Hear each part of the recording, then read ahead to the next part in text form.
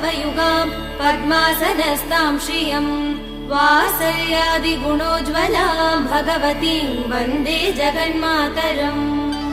श्रीमन्कृपाजलनिधे श्रुत सर्वलोक सर्वज्ञ शक्तनत वत्सल सर्वशेषिन् स्वामिन् सुशील सुलभाश्रित पारिजात श्रीवेङ्कटेश चरणौ शरणौ प्रपद्ये।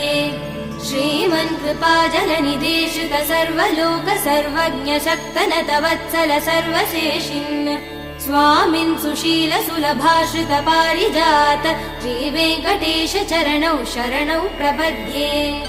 आनूपुरार्पित सुजात सुगन्धि पुष्प सौरभ्य सौरभकरौ समसन्निवेशौ सौम्यौ सदानुभवनेऽपि नवानुभाव्यौ श्रीवेङ्कटेश चरणौ शरणौ प्रपद्ये।